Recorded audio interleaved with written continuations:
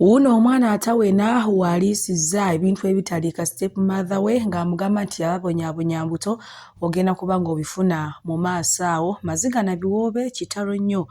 Mukyala Kibalama afudde bamusanze mu bathroom nga mwe yafiiridde, nabyo ogenda kuba ng'obifuna mu maaso awo. Fred Lumbuye naye aleese bwino ku nfa y'omukyala ono. Prima Kadashi mwina mu maaso awo ng'ate naye yennyonnyolako ku nsonga za Vairota. Muwala wa Eddie Kenzo Maya naye Pastor Bugembe amusabidde n'amusuubiza nti agenda kukola points nyamugamba mutya mwasibye mutya bantu bange kansubire nti muli bulungi ba mikwano ng'enkola yaffe mbasaba video no mujimpe like era nesaba gwe wenna atanaba kusubscribinga wano ku Suviye News Extra nti mukwano subscribinga era onyigende mu notification bell limesibwanga byonna bye banteekayo wano ku Suviye News Extra. Nyonge okusabirako mu wenna abalwadde abakosefu tisabesa kya mukama ate kibasuukeko ba mikwano. BF Zuma Herbal Research Clinic nga bano bajjanjaba endwadde zonna. Gwe n'omwami agala okwongeza mu size obanga tolina maanyi ga kisajja oba oli mwana wa bwala oba oli wa bulenzi oli mukulu oli muto ng'otawanyizibwa ekizibu ky'okufuuka oba oyagala kulabika bulungi kulabika buto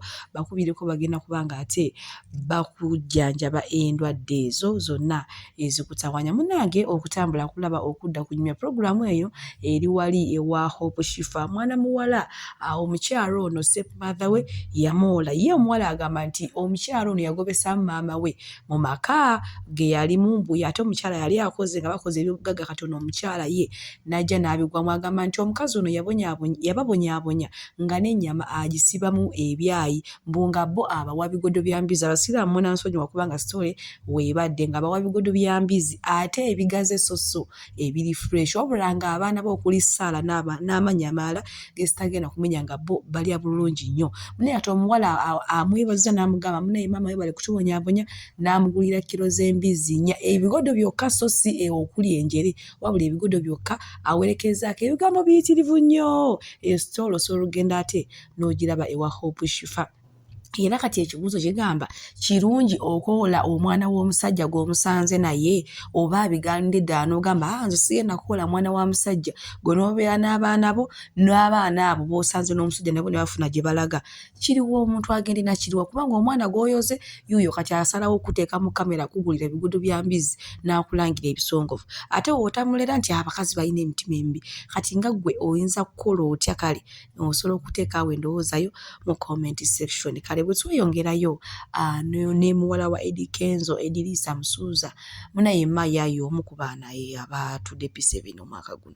Munange nno omusumba Pastor Bugembe amusabidde bulungi era munange Maya n'amugamba nti munange Pastor ngenda kola 4 aggregates so era tuzirinze era nga abaana bonna aba P7 tubaagaliza abaana bonna actually abali mukola ebigezo tubaagaliza birungi tubaagaliza bisinga era amakungula gaabwe gaveemu ebibala ebirungi ennyo. Munange bwe tweyongerayo ewa Wizo ne mukyala we Sandra banange bantu bange nyogera bagamba nti abaagalana tosangayo kikyo.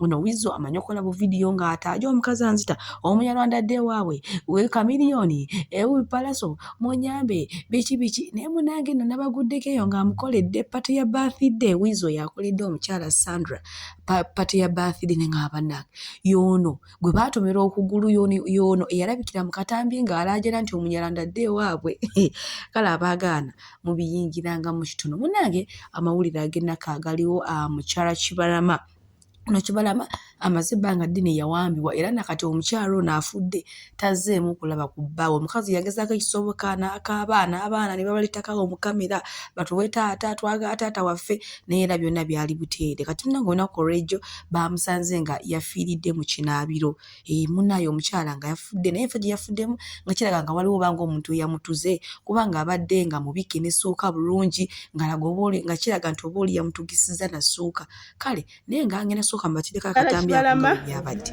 Ono wa People Power bawe yabula uyu yali mu kinaabiro ng'afudde bava muzuula kati wane seeta uyo afudde mukyala Kibalama bambi uyo mu kinaabiro.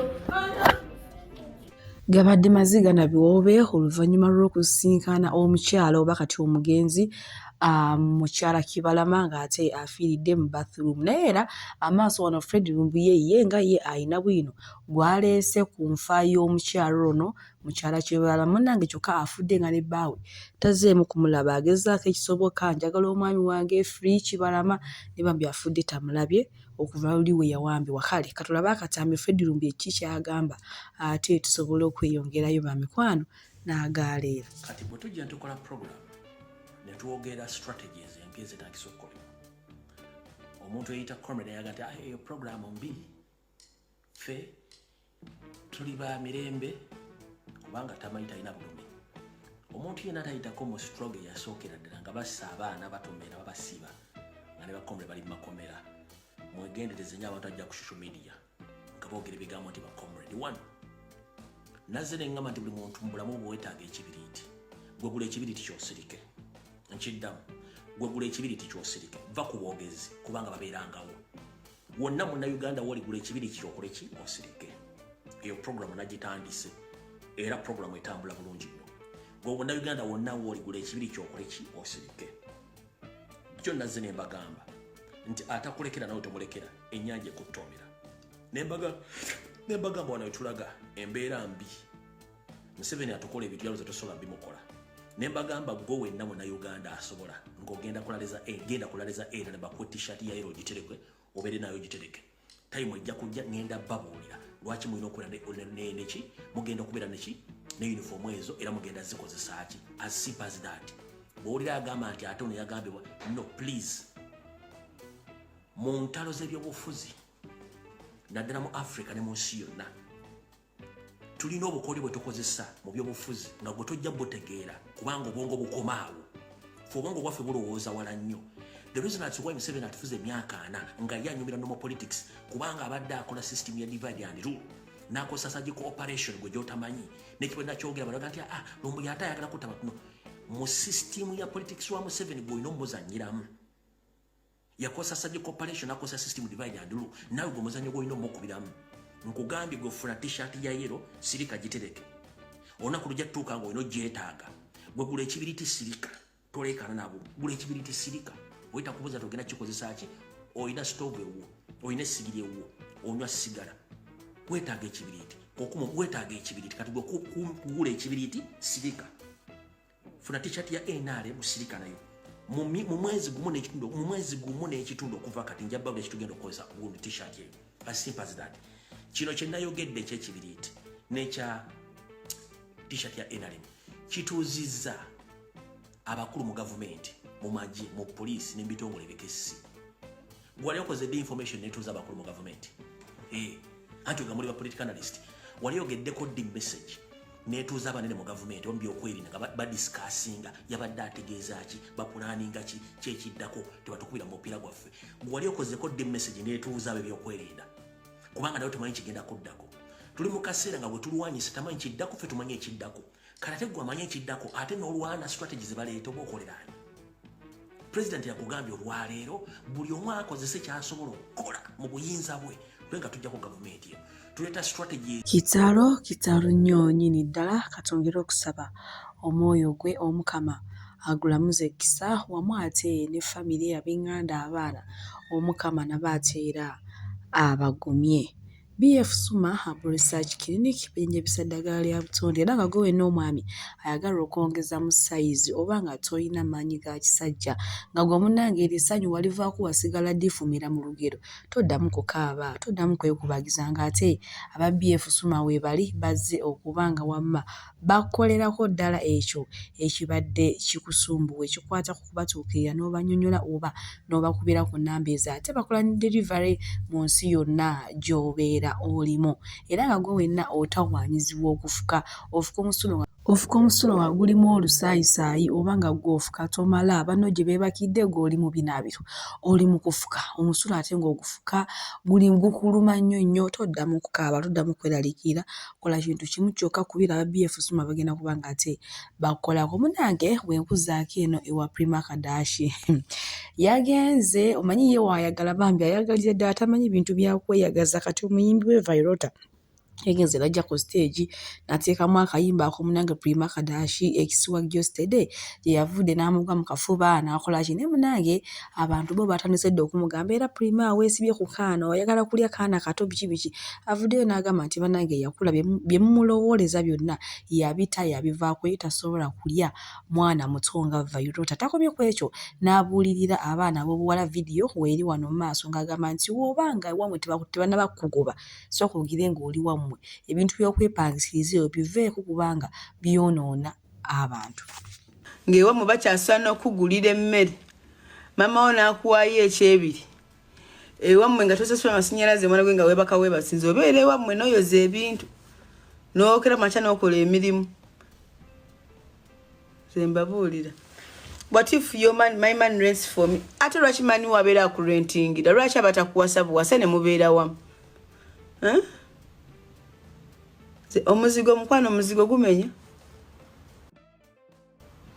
I don't recommend a young girl kubanga for a boy omuwere omuvubuka oba olina okuva ewammwe otandika obulamu okitegeera omuvubuka oba olina okuva ewammwe otandika obulamu you start your own family but for a girl I recommend you to stay at home omusajja akukima ewammwe.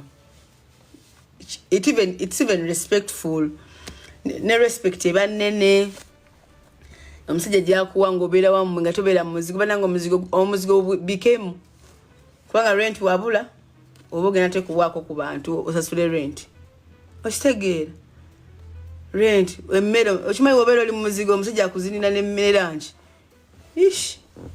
ate nnakuluma mukwano nga tolina ssuubi